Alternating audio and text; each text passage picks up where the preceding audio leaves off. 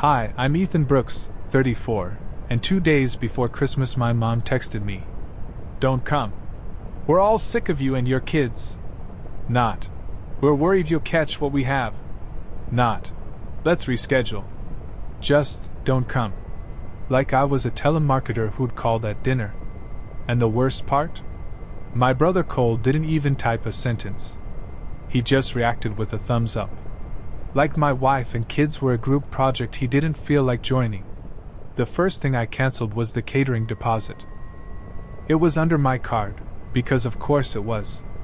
2 months earlier, my mom had sent me a link and said, "Just handle it, Ethan. You're better with this stuff." That's how she always framed it. Not, "Can you help?" Not, "We'd appreciate it." Just handle it. I tapped cancel, confirmed the refund request, and watched the screen flash a little message. Cancellation submitted. Merchant will notify the account holder. I almost laughed at that phrase, account holder, because that was exactly what I'd been in their lives. Not son. Not brother. Account holder. Next was the cabin rental. It wasn't even for Christmas Day. It was for the week after some family reset my mom loved to brag about. She told relatives, "We're all going up together. A real family getaway." We weren't invited. Not officially, anyway. My mom had mentioned it once like an afterthought. "If you want to come for a day, you can. The way you offer someone leftovers you don't plan to eat." But she still wanted me to pay. I'd covered the booking because my dad called and said, "We're short, just this once." It's always just this once. I found the confirmation email, clicked through, and canceled as the payer. Then I went to the shared gift fund, the one my mom managed like a tiny dictatorship.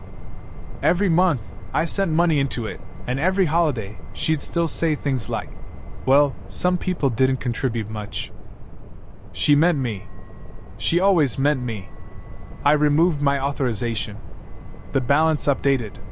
And for the first time in years, I saw the truth in a single number. $0. 00. Because the fund had only looked healthy. As long as I kept feeding it. I kept going. I removed my card from my mom's car insurance autopay. I canceled the automatic transfer that covered my dad's temporary medication costs. I cut off the monthly payment that covered Cole's phone plan, because my parents insisted. It's easier if you handle it. It was never easier. It was just convenient for them. By the time I finished, I'd shut down thousands in holiday expenses and recurring commitments. My hands weren't shaking anymore. That surprised me. I expected guilt to hit like a wave, because guilt was my family's favorite leash. But all I felt was quiet. Like I'd been standing next to a screaming generator my whole life and somebody finally turned it off. Megan stood in the doorway, arms crossed, watching me like she didn't know whether to hug me or ask if I'd lost my mind. "What happens now?" she asked. I set my phone down and exhaled. "No," I said. "They find out what Christmas looks like when it's not funded by me." As if on cue, my phone buzzed. A new message in the family chat. It wasn't my mom. It was Cole. LOL. He's doing his annual tantrum. Then my dad reacted with the same stupid thumbs up. No call. No concern. No apology. Just mocking. Megan's eyes went wide. "They think you're bluffing." "Yeah," I said. "They always do." I turned my phone face down and tried to focus on my actual life, the one in this apartment, with my wife wrapping gifts and my kids asleep down the hall. But that night I barely slept. Not because I regretted what I did. Because I kept replaying that one text in my head. "We're all sick of you and your kids." Not, "We're sick."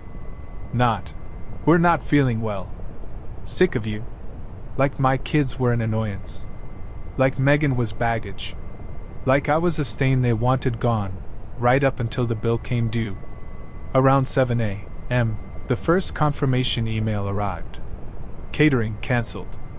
I didn't even have time to finish my coffee before my phone started vibrating across the table. Mom. Mom again. Mom again. Megan glanced at the screen. You gonna answer? I shook my head. Not yet. Because I wanted them to feel it. Not my anger. The consequences. Another email came in. Cabin reservation, cancelled. Refund processing. And then, finally, at 7:46 a.m., the family chat exploded. My mom.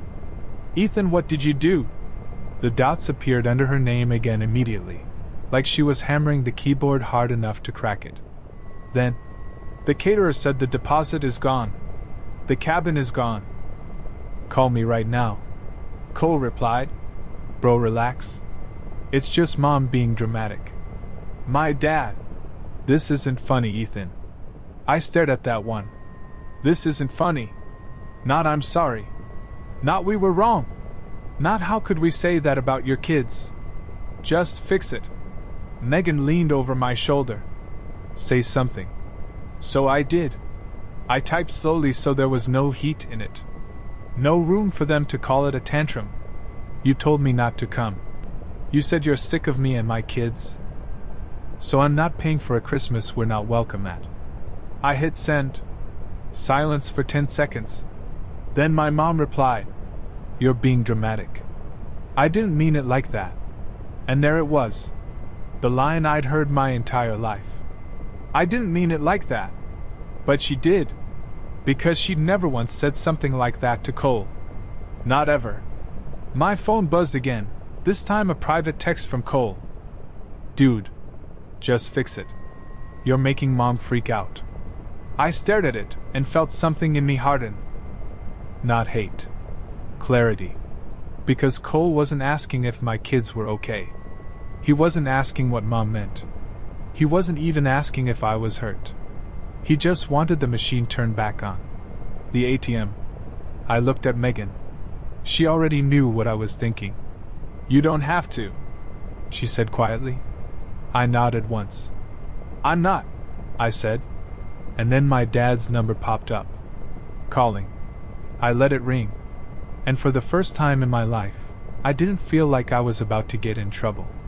I felt like I was done being owned. My dad left a voicemail. I didn't listen to it right away. I already knew what it would say because he's only ever had one role in family conflicts, enforcer.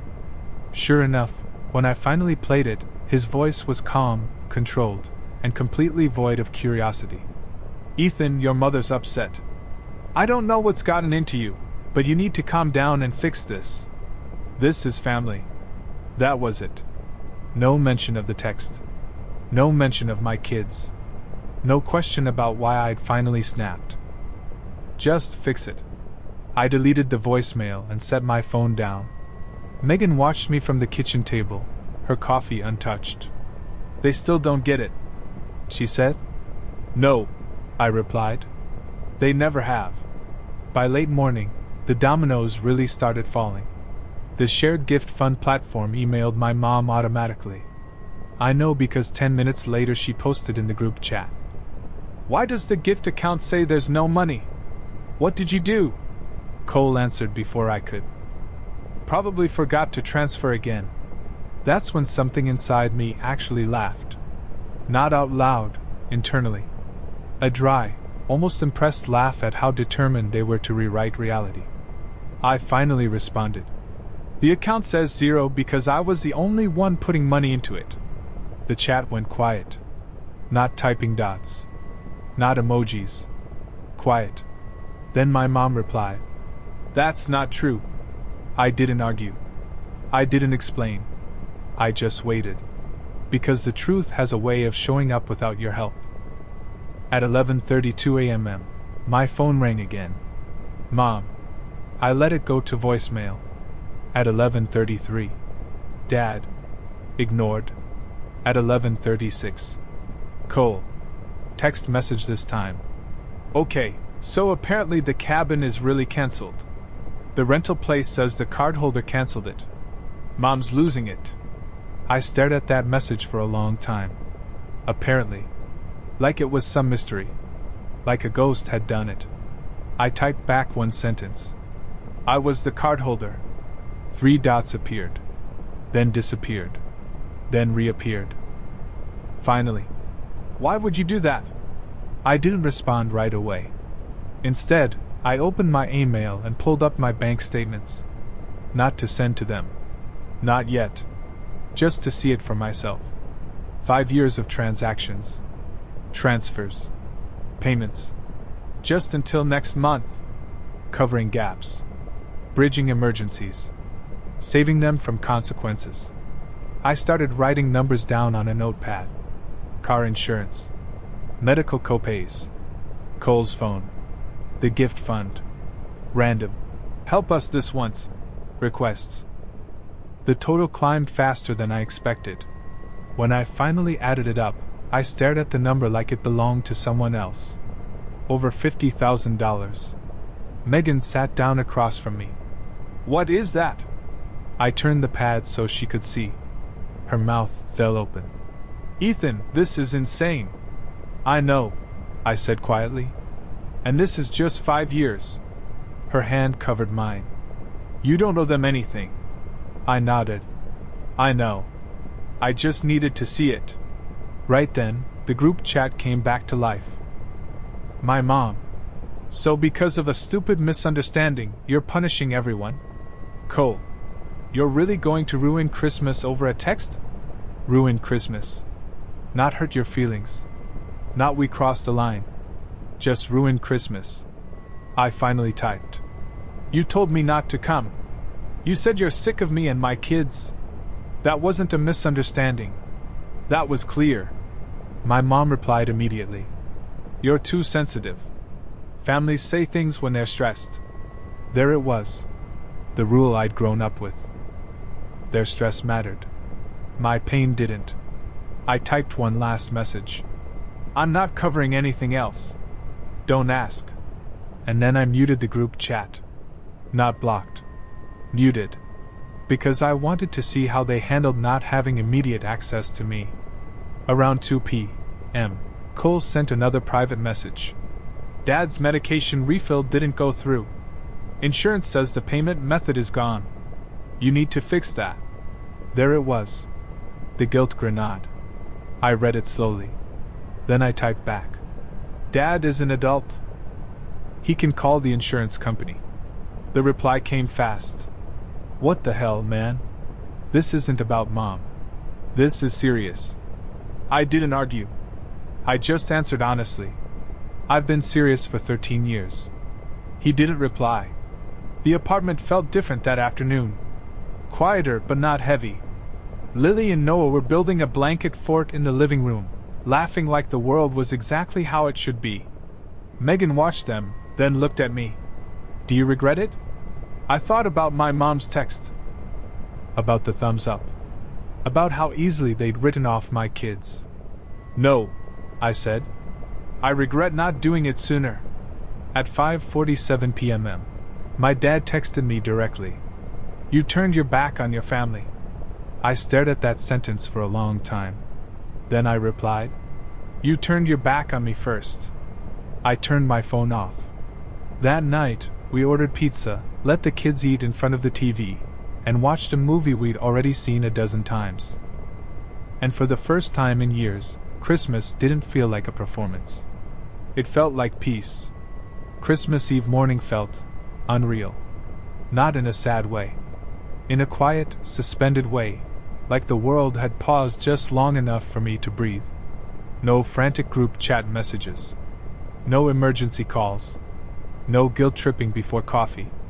Just the sound of Lily and Noah whisper arguing about who got to open the first mini present, and Megan humming in the kitchen while pancakes cooked. I turned my phone back on around 9 a.m. 27 missed calls. 41 text messages. I didn't open them right away.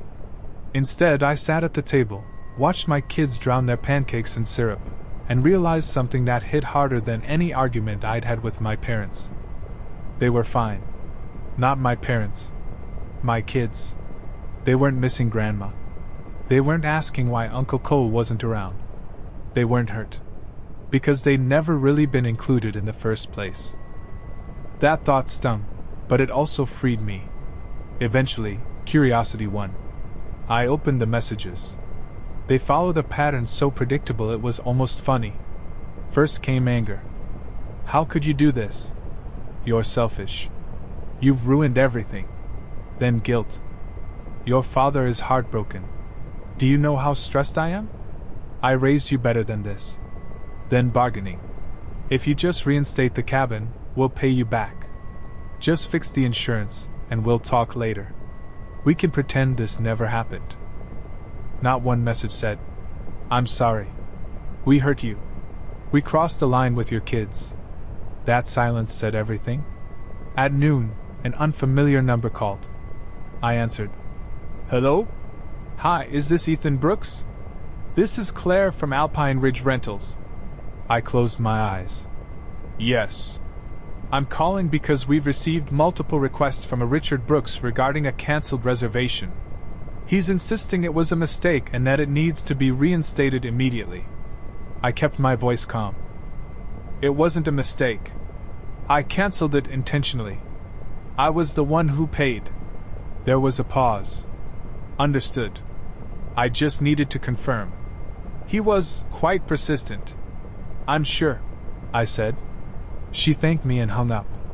Megan raised an eyebrow. Your dad? Yep. Did you cave? Nope. She smiled. Good. At 2 p.m. My mom posted in the group chat one last time. Well, Christmas is officially ruined. No dinner. No cabin. No gifts. I hope you're happy. I stared at the message. Then at my kids building their fort. Then at Megan, who met my eyes and gave a small nod. I didn't want to argue. I wanted it to end. So I did something I hadn't planned to do at all. I opened my camera roll. I found the photo I'd taken the night before. The kitchen table covered in bank statements, highlighted totals, pages and pages of proof. I sent it to the group chat with one sentence. This is what I've contributed over the last 5 years. Over $50,000. I'm done. I set the phone down. For 5 full minutes, no one replied. Then the typing dots appeared under my dad's name. They hovered there, then vanished. Finally, he sent. We never asked you to do any of that. I actually laughed. Not loud. Just a single breath of disbelief. I typed back. You didn't have to ask. You expected it. My mom replied. Families help each other. I answered. Families also show up. Families don't tell their own children they're sick of them. That was the moment. Not dramatic. Not explosive. Just final. Cole sent a private message minutes later. I should have said something. I didn't. I'm sorry. I read it twice. It didn't erase anything. But it was the first honest sentence I'd ever gotten from him. I didn't reply. Not because I was angry. Because I was done negotiating my worth. That night, after the kids were asleep, Megan asked quietly, Are you okay? I thought about my parents' house. About the empty table they planned to fill with food I paid for. About the cabin that wasn't theirs anymore. And then I thought about my living room. The mess of blankets. The half-wrapped gifts. The quiet. I am, I said. For the first time in a long time. She squeezed my hand. Christmas morning came without drama. No calls. No messages. Just us. And it was enough. 3 days after Christmas, I unblocked my mom's number. Not because I wanted reconciliation. Because I wanted closure, the kind that doesn't depend on anyone else changing. There were 52 unread messages. I didn't read them all. I didn't need to. They followed the same cycle I'd already memorized over a lifetime. Blame. Guilt. Denial. Bargaining. And buried near the end, one message that stood out, not because it was perfect, but because it was different. From Cole. Ethan, you were right. I saw the numbers. I never realized how much you carried. I should have defended you. I didn't. I'm sorry. I sat with that for a long time.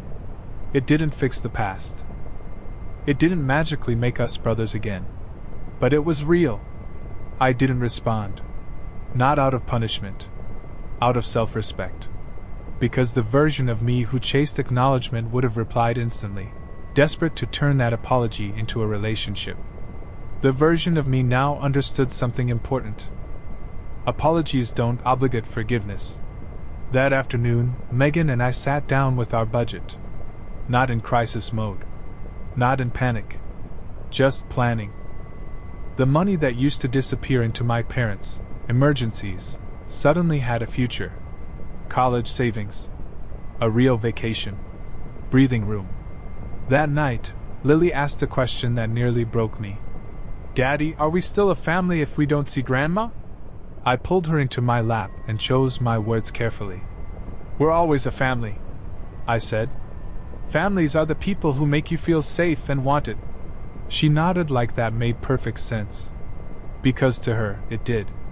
Weeks passed. The silence from my parents stretched on. No accountability. No real apology. Just distance. And for the first time, I didn't try to close it. Because I finally understood the truth that took me 13 years to learn. You don't lose family when you stop being used. You discover who never saw you as family to begin with. Next Christmas, we're renting a small cabin of our own. Nothing fancy. Just us. No group chats. No expectations. No price tag attached to my presence. Megan asked me recently, "Do you ever miss them?" I thought about it honestly. I miss the family I hoped they'd be, I said. But I don't miss the one they actually were. And that's how I know I made the right choice. I stared at my phone long enough for it to dim. My first thought wasn't rage. It was this stupid, hopeful reflex that's lived in me my whole life. Maybe she meant to text someone else. So I scrolled up.